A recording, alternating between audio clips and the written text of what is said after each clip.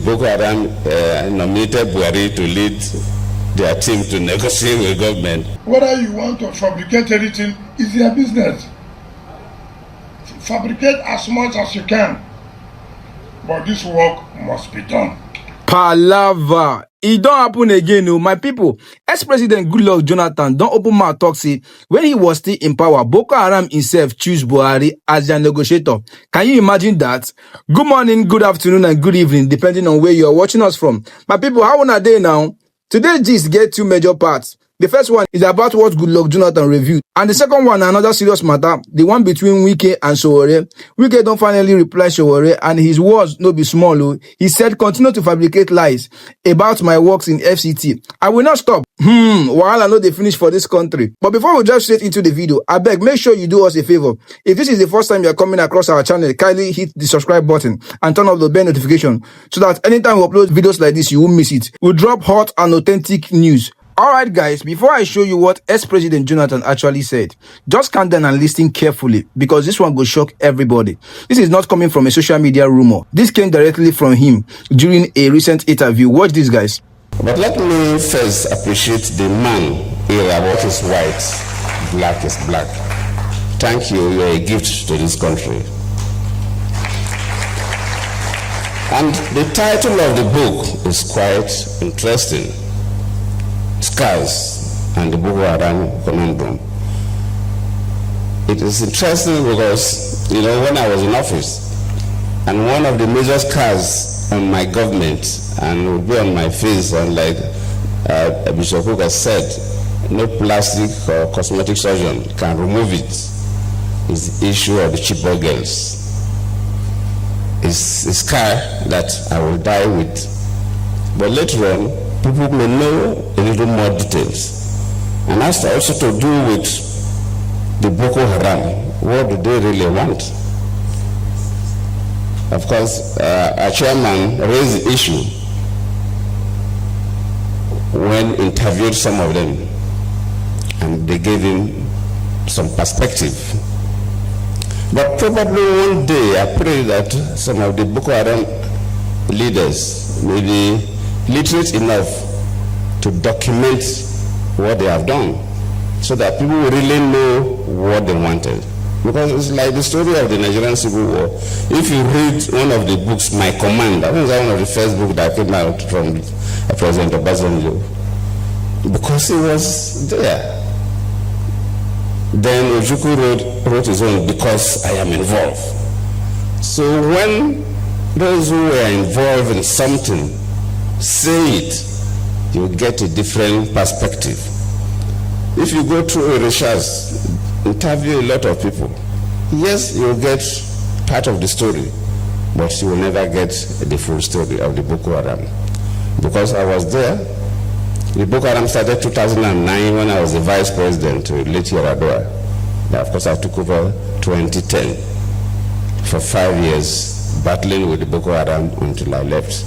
I thought that immediately I leave, within a reasonable time, late General Buhari was going to wipe them out, but till today, the Boko Haram is still there. So the issue of Boko Haram is a little more complex than sometimes we can conjecture. In 1999, when Obasanjo just became a president, we had some issues in the Southwest.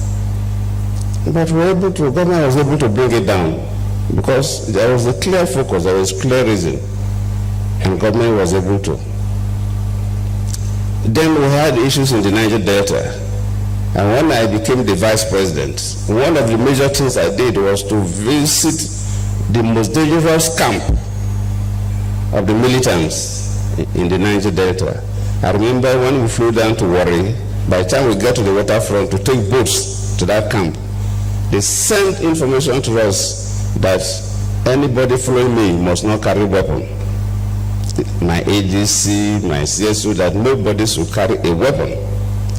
In fact, the Commissioner of Police of Delta State said, Vice President, no, you will not go there. The State Director of SSS to say, no, I will not go. I told them I will go. So even my officers, my ADC, my CSO and so on, So they handed over their guns to the CP and the SDS of Delta State, and none of them carried weapon. When we landed at the camp, these boys lying up one this way, one road this way, with their assault rifles, just facing the bush, not even looking at my direction, as if there was nothing happening. We marched through them, we passed through them, sorry. We had a meeting with their leaders and so on. We had spent almost 1 hour there. When we came back, that was the beginning of solving the Boko Haram, the Niger Delta crisis. And we were able to get through. At least now there's reasonable peace in the Niger Delta. If you, like Bishop mentioned, the 82 and 83, when we have the Maitasile religious crisis in this country.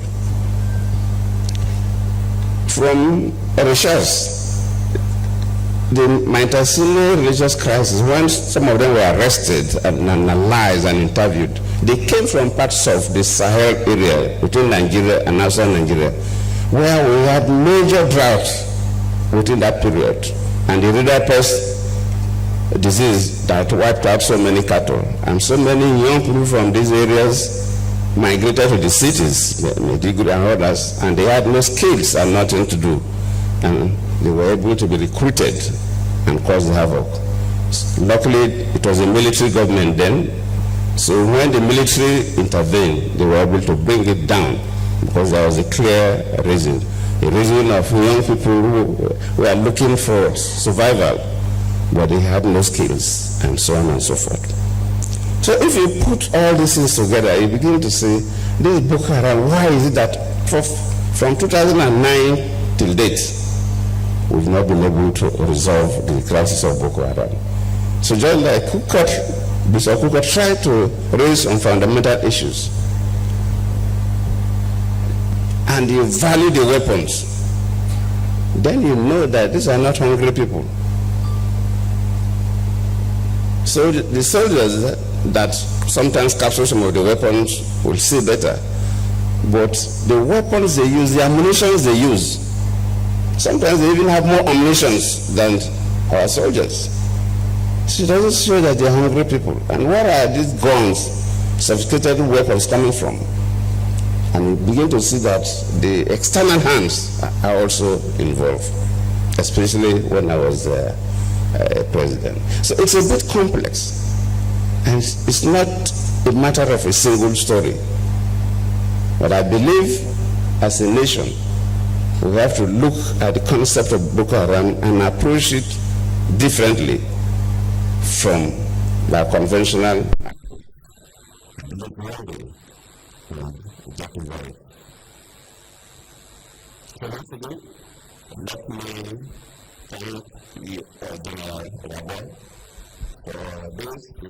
I always appreciate people who clearly document events, so that maybe sometimes when we write our own, we'll borrow from your documentation. And I believe that all the military officers who were involved in this Boko Haram saga should be able to give us information about what the Boko Haram stood for. If it is only about hunger, because we try different options, I don't need to give a sermon. It will look as if I'm trying to defend my own government. That will come up later when we will document, we'll write our books.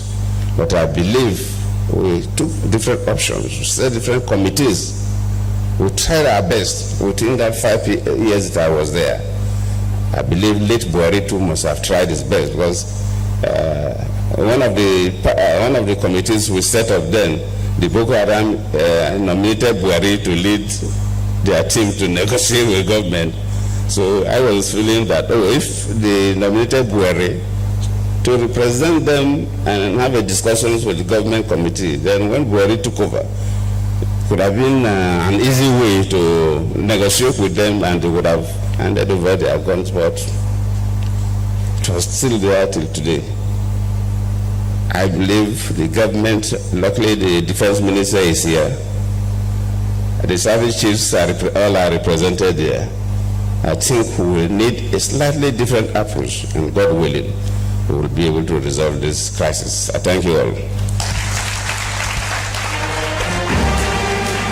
You see, this revelation raised plenty questions. If what Jonathan said is truth, it means that there's deep connection behind the scenes that Nigerians don't even know about. And people are reacting to this online. My people, what do you think about this? Let me know in the comment section. Now, let's move into the second G's, Wike and Sowore.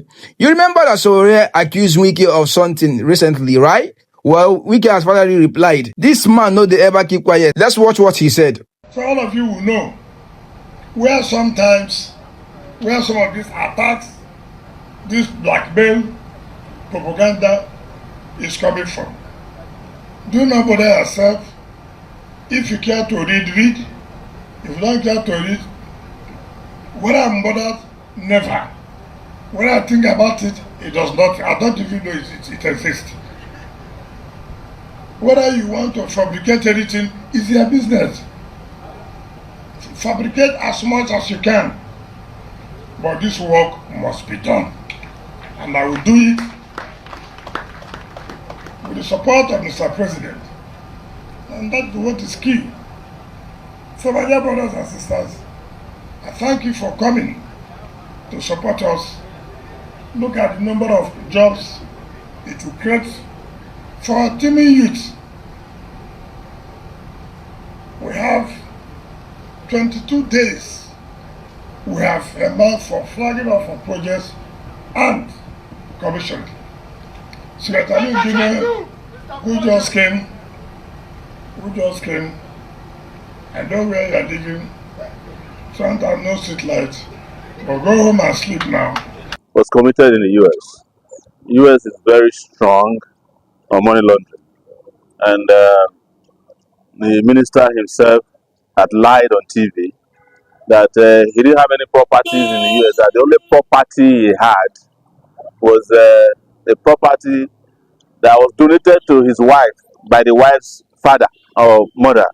I don't know which work they did or they were doing, but in investigating further, we found out there were 4 properties in the name of the wife that were then donated. Listen to this. They then donated the properties that were millions at $10 per property to their children. So you buy a property for $2 million, you then give it to your children at $10. One of them was given at $100. So that was where they were caught. And we know that Nigerian system is too weak to deal with those things. But honestly, the little I know about law, the territorial jurisdiction for that crime is Florida. Yes, it's in Florida, and we have written the Attorney General of Florida to ensure that the investigation commences immediately to unravel how the monies got to the US to buy those properties. There are millions of dollars at the time that the people of Rivers, where the minister formerly used to be governor, couldn't even afford clean water, good schools, and hospitals.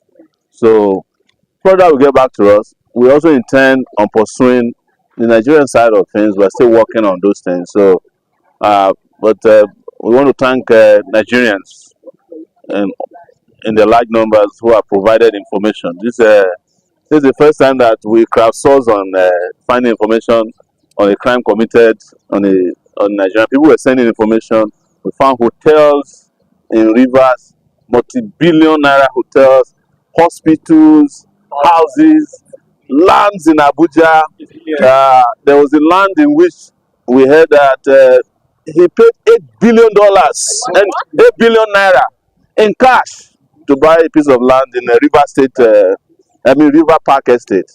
So all these things are not going to go, even if the president of Nigeria refuses, or the EFCC that has an eagle that has now tied his eyes.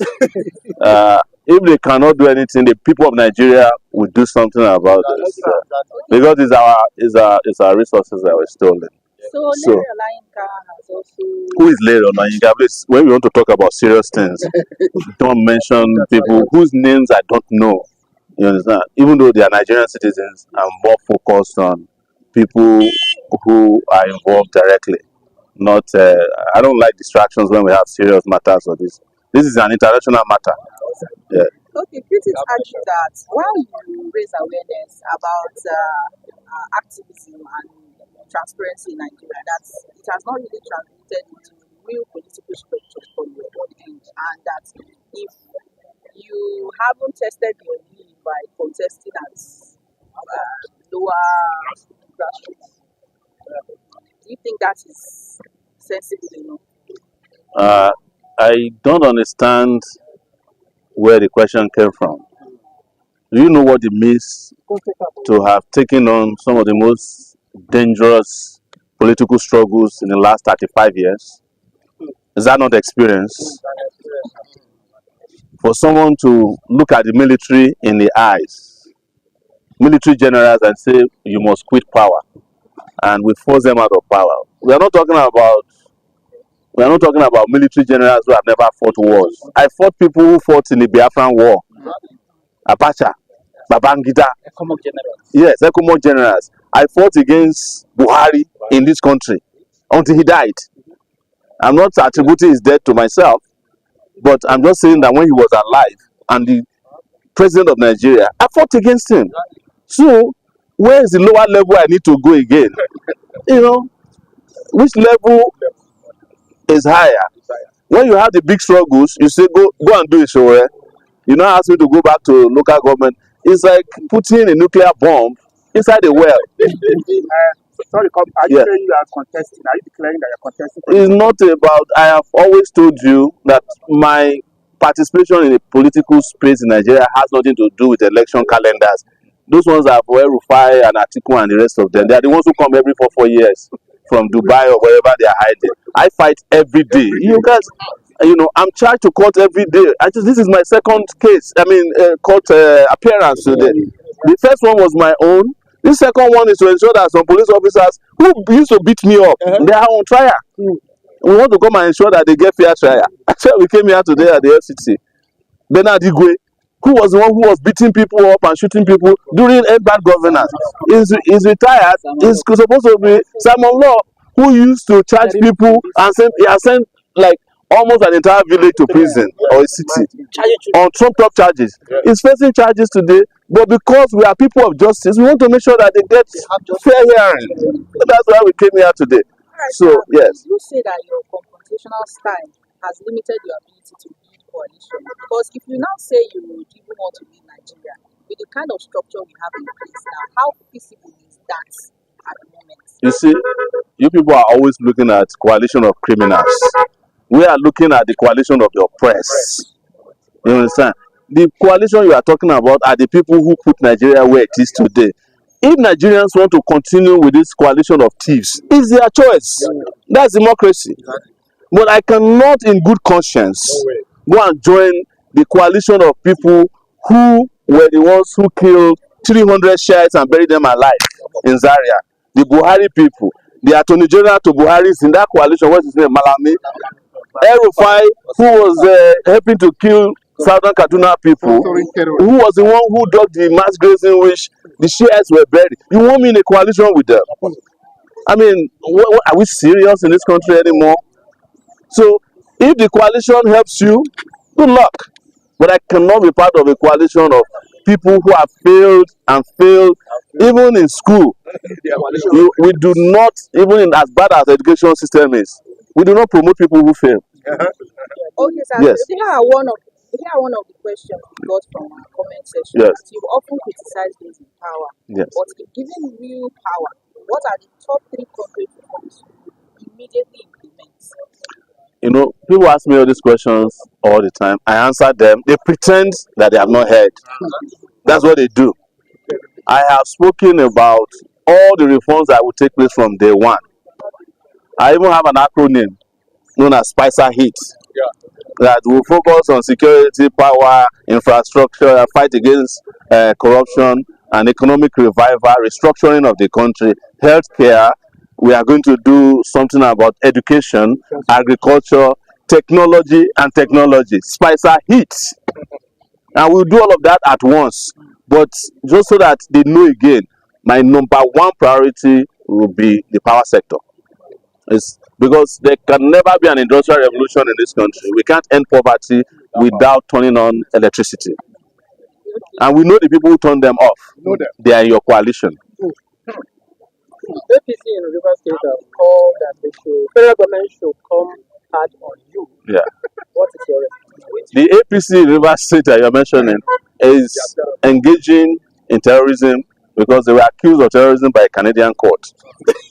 Yes, it's a terrorist organization. The person who issued that statement, let him go to Canada and go and issue. He will be arrested and tried for terrorism. But even domestically, this so-called APC you mentioned, they are conducting what they call contempt of court. The court, I have a court judgment that says they are not the APC in River State, but it's not my job to determine who is APC in River State or even at national level. So, but let them go to Canada. Yes. Sir, Senator Natasha has resumed unofficially. Yes. With the drama that played out between her and Akpabio and what we have at the moment, what does this reinforce, especially now that we know women in politics are not even actively participating based on the perceived suppression in the system? You know, this question was asked of me by you when it started, and I predicted that it would drag on until they do their wish, which is 6 months, except all of us join hands together and fight the system. Natasha is my friend, but Natasha was one of the persons who said we don't need a revolution in 2019. You get my point. But to tomorrow, I support her, and I've given her all the best support that I can.